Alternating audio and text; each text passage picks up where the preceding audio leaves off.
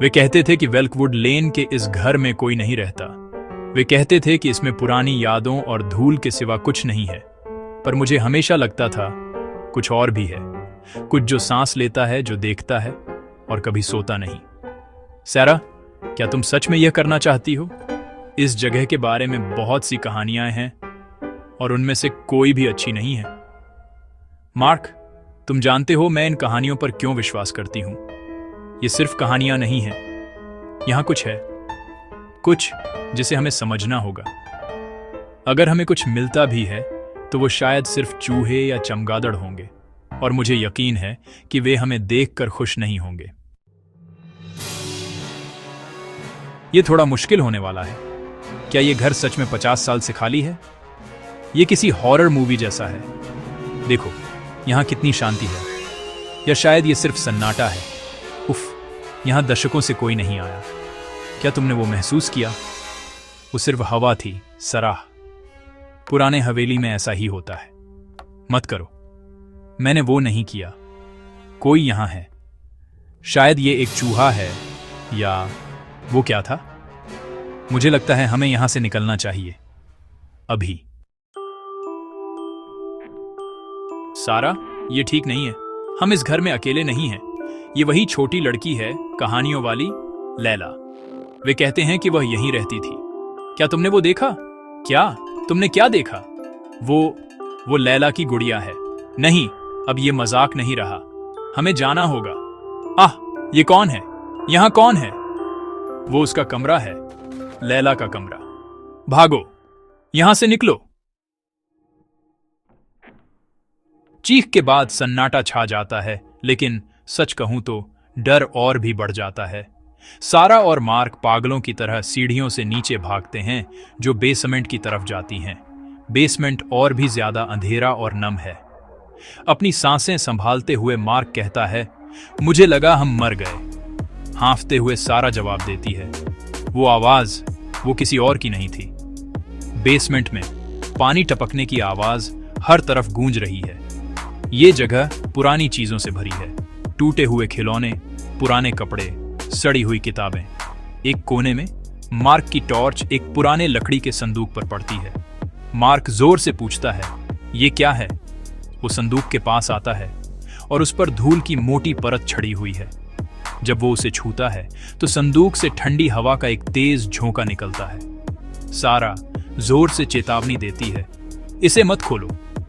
Mark हिचकिचाता है, लेकिन उसकी उत्सुकता खैर उस पर हावी हो जाती है। वो संदूक का ढक्कन खोलता है। अंदर एक छोटी सूखी गुलाब की पंखुड़ी और एक पुरानी धुंधली बचपन की तस्वीर के अलावा कुछ भी नहीं है। तस्वीर में वही छोटी लड़की लीला मुस्कुरा रही है। तस्वीर को देखते हुए सारा फुसफुसाती है, ये वही है। जैसे ही सारा तस्वीर को देखती है, लीला का चेहरा अचानक एक भयानक विकृत रूप में बदल जाता है। उसकी आंखें काली हो जाती हैं और उसके मुंह से खून टपकता हुआ दिखाई देता है। ये सब पल भर में हो जाता है, लेकिन वे दोनों इसे साफ साफ देखते हैं। मार्क चिल्लाता है, आह! अचानक संदूक अपने आप जोर से बंद हो जाता है, जिससे एक तेज आवाज आती है। बेसमेंट की लाइट टिमटिमाती है और फिर एक ही बार में पूरी तरह से बुझ जाती है। सिर्फ घना अंधेरा रह जाता है। अंधेरे में एक ठंडी अदृश्य शक्ति उन्हें घेर लेती है। भयानक फुसफुसाहट और तेज सांसों की आवाज हवा में भर जाती है। हकलाते हुए सारा कहती है, हम फंस गए हैं। अंधेरे में मार्क को किसी का ठंडा हाथ अपने कंधे पर महसूस होता है। वो चिल्लाता है और हाथ को झटक देता है।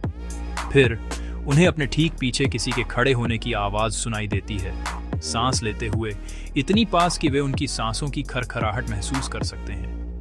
डर से कांपते हुए मार्क पूछता है, कौन है? तुम कौन हो? अचानक बेसमेंट के कोने से एक धीमी लाल रोशनी उठने लगती है। रोशनी धीरे धीरे एक छोटे बच्चे का रूप ले लेती है। ये लीला की परछाई है। उसके बाल बिखरे हुए हैं और उसकी आंखें पूरी तरह से काली हैं। लीला की परछाई एक विकृत रोती हुई आवाज में धीमी लेकिन साफ कहती है, तुम मेरी शांति, मेरी नींद भंग कर रहे हो। लीला की परछाई धीरे धीरे उनकी तरफ बढ़ने लगती है। हर कदम के साथ बेसमेंट का तापमान गिरता जाता है। सारा और मार्क एक दूसरे को पकड़ लेते हैं। डर से रोते हुए सारा गिड़गिड़ाती है, हमें यहां से निकलना होगा। घबराया हुआ मार्क चिल्लाता है, दरवाजा कहां है? लीला की परछाई तेजी से उनकी ओर बढ़ती है।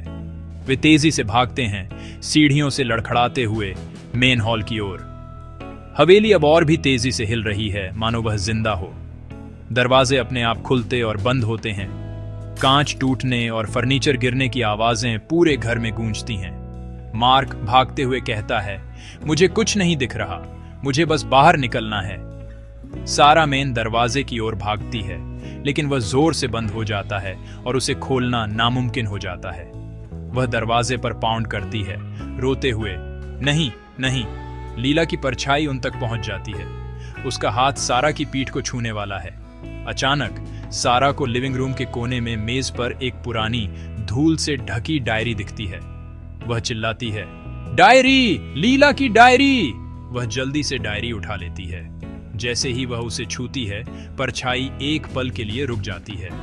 सारा डायरी के पन्ने पलटने लगती है और तेजी से पढ़ती है, मुझे अकेला छोड़ दिया गया है, मुझे भुला दिया गया है, वे सब चले गए हैं। जैसे ही सारा ये शब्द पढ़ती है, लीला की परछाई अचानक पूरी ताकत से चिल्लाती है। चीख इतनी भयानक होती है कि सारा और मार्क जमीन पर गिर जाते हैं। पूरे घर में टूटने और बिखरने की तेज आवाजें भर जाती हैं। चीख के बाद एक भयानक सन्नाटा छा जाता है। हवेली पूरी तरह शांत हो जाती है। धूल के बादल दीवारों पर जम जाते हैं। सारा और मार्क धीरे धीरे उठते हैं, डरे हुए लेकिन सुरक्षित। मार्क हांफते हुए पूछता है, क्या वह चली गई? सारा डायरी को अपनी छाती से लगाए कहती है, उसे बस शांति चाहिए थी, वह अपनी कहानी बताना चाहती थी। मेन दरवाजा अपने आप धीरे धीरे खुलता है। बाहर से ठंडी ताजी हवा अंदर आती है।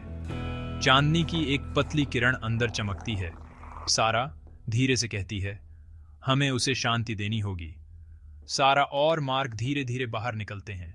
हवेली अब शांत है, लेकिन इसकी दीवारों के भीतर अभी भी एक अजीब उदासी और रहस्य है। वे अपनी कार की ओर चलते हैं। सारा और मार्क कार में बैठे हैं। वेलकुड लेन पर अभी भी रात का अंधेरा छाया हुआ है।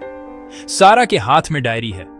मार्क सदमे में पूछता है, क्या वो सब सच था या हमने बस... सारा धीरे धीरे डायरी खोलते हुए जवाब देती है, वो सब सच था मार्क। लीला यहां अकेली थी, कई दशकों से। कोई उसकी सुनता नहीं था। सारा डायरी का आखिरी पन्ना खोलती है, जहां बच्चे की टूटी फूटी लिखावट में लिखा है, मां, मुझे बहुत नींद आ रही है, क्या तुम मुझे सुला दोगी?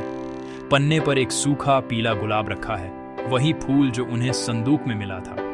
सारा उदास आवाज में कहती है, उसे बस प्यार और शांति चाहिए थी। सारा डायरी बंद कर देती है। हवा में एक आखिरी विदाई तैर रही है। वेलकवुड का घर अभी भी शांत और डरावना लग रहा है, लेकिन अब उसमें सिर्फ डर नहीं, एक दुखद कहानी छिपी है।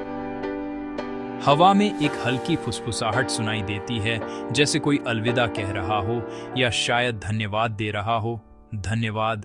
रहस्य का एहसास बना रहता है, जैसे ही घर फिर से रात के अंधेरे में गायब हो जाता है।